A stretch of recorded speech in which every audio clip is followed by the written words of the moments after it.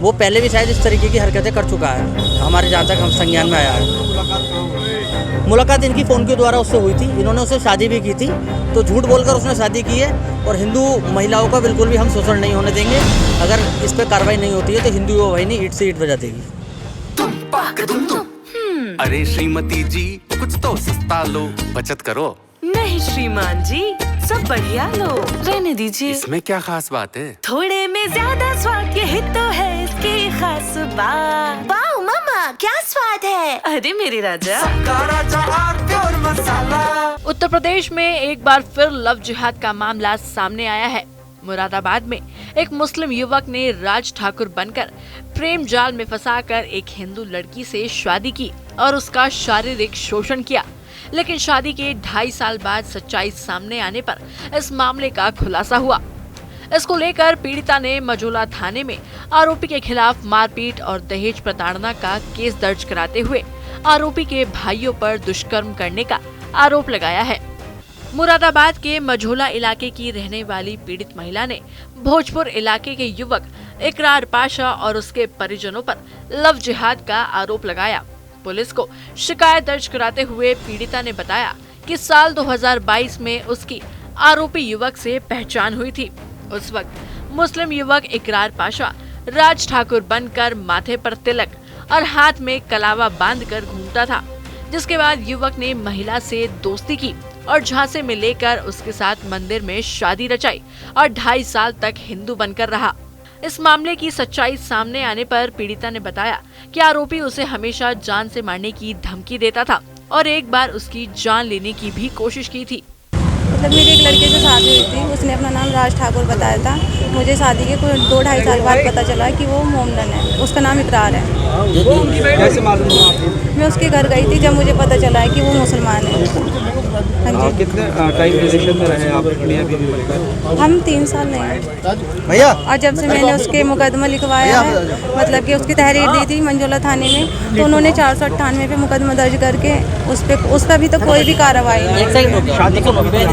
जी 2022 में। कितने साल हो गए?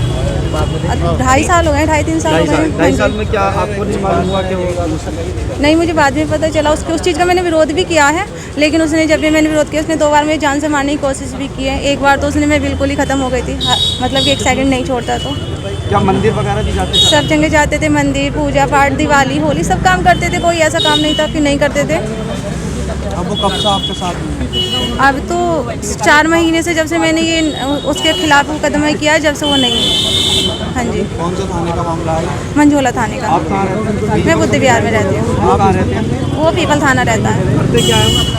उनका मुझे पूरा काम तो पता नहीं है, वैसे कहते हैं ट्रांसपोर्ट का काम है, पूरा मुझे भी नहीं पता है।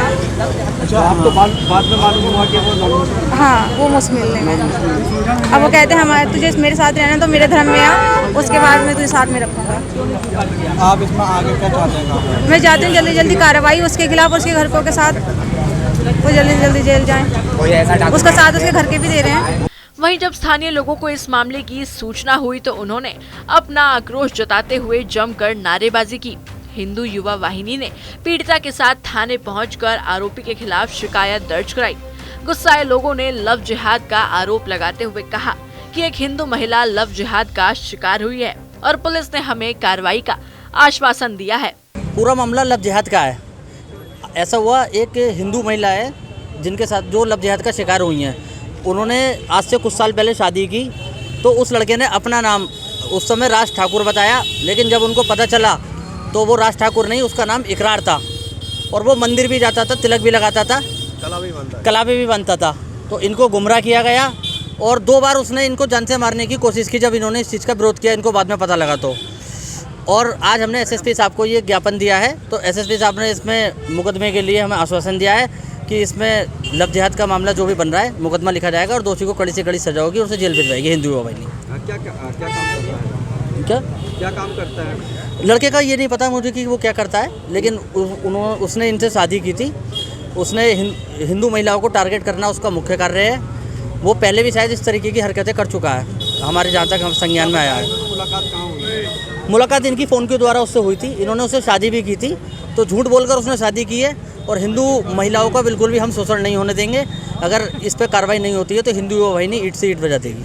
उन्होंने कहा कि अगर इस मामले में कोई एक्शन नहीं लिया जाता है तो हिंदू युवा वाहिनी ईंट से ईंट बजाने का काम करेगी। वहीं अब इस मामले को लेकर पीड़िता की शिकायत पर पुलिस ने मामला दर्ज कर लिया है। एसएसपी सतपाल अंतिल ने बताया कि पीड़िता की तरफ से पहले ही दहेज प्रताड़ना का मामला दर्ज कराया जा चुका है, तो अब नई शिकायत के आधार पर कार्रवाई के लिए संबंधित थाने के अधिकारियों को जांच के निर्देश दिए गए हैं।